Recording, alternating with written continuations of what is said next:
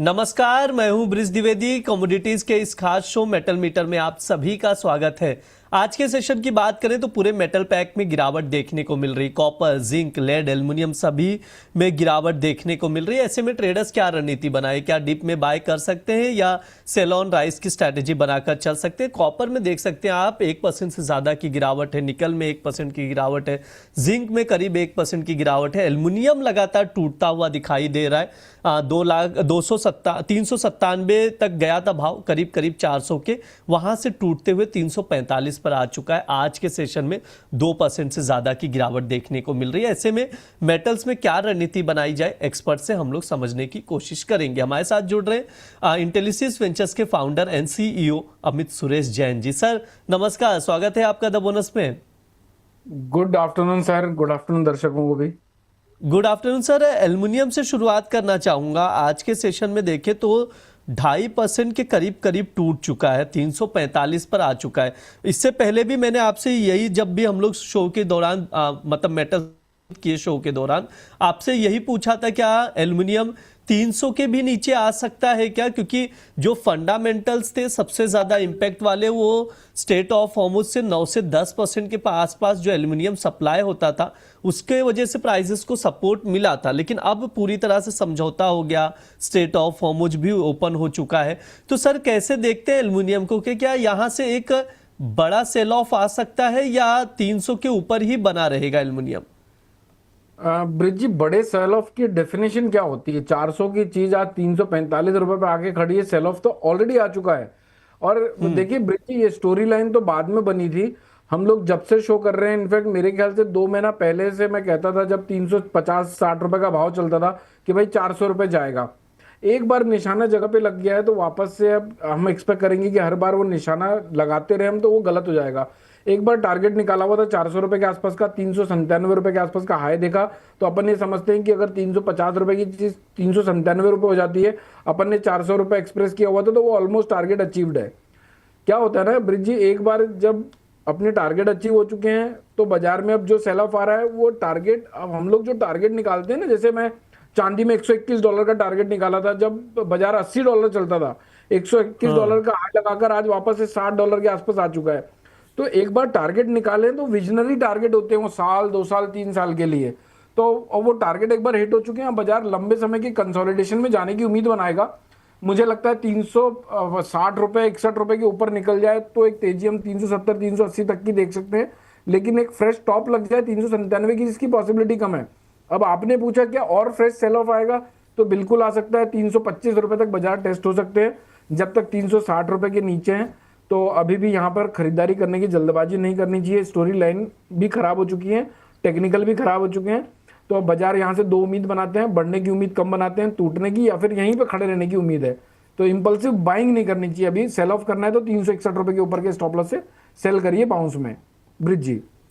ठीक है, यहाँ पर एल्युमिनियम में बिकवाली की ही सलाह दी जा रही है, खरीदारी नहीं करनी है। ये क्लियर कट अमित सर की राय है, तो उसके अकॉर्डिंग आप लोग एल्युमिनियम देखकर चल सकते हैं। आज 2.25% टूट चुका है, लगातार गिरावट देख रहे हैं, 344 पर आ चुका है एल्युमिनियम। कॉपर पर भी सर से राय ले लेते हैं, 300 के नीचे आ गया सर। कॉपर बातचीत करते करते 1299 का भाव चल रहा है, 1% से ज्यादा गिर चुका है।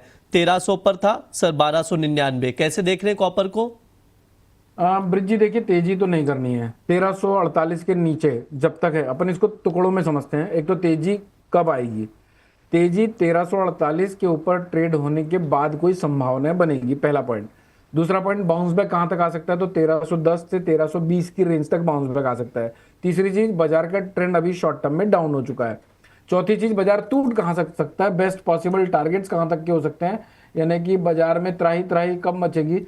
ये 1235 रुपए तक भी टूट सकता है ब्रिज जी, अगर 1290 रुपए के नीचे की स्टेबिलिटी आती है तो करंट मार्केट प्राइस में खरीदारी करना अवॉइड करना चाहिए। बाउंस बैक आए और आप फंसे हुए हैं तो निकलने का प्लान करना चाहिए।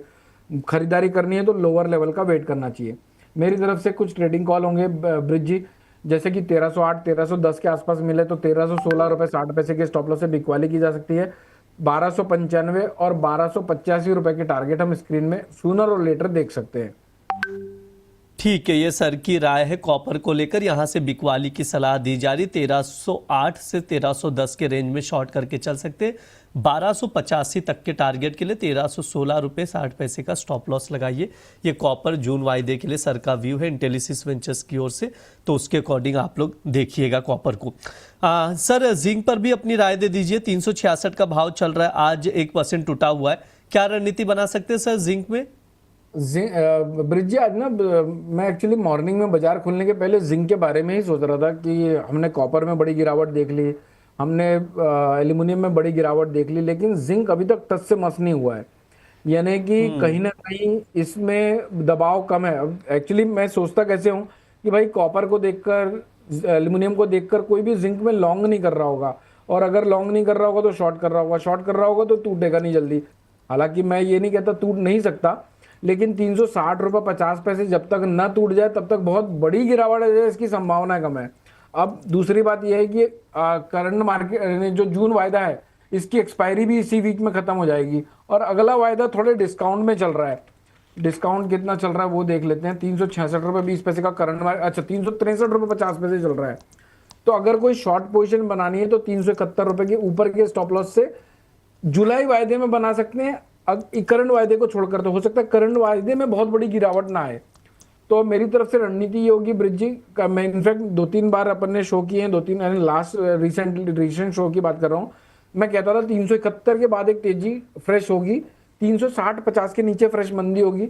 2 हफ्ते बीत चुके हैं, दोनों रेंज को बाजार ने काट नहीं पाया है। तो मेरी तरफ से रणनीति होगी 368 के आसपास मिले तो बेच सकते हैं, 371 का स्टॉप लॉस होगा, 364 और 362 रुपए के टारगेट दिख सकते हैं।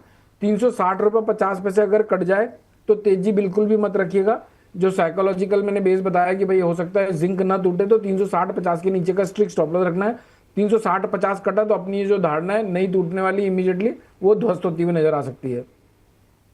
ठीक है, ये सर की राय है जिंक को लेकर। बिकवाली की सलाह है 368 पर शॉर्ट करके चल सकते हैं, 362 तक के टारगेट के लिए 371 का स्टॉप लॉस लगाएं।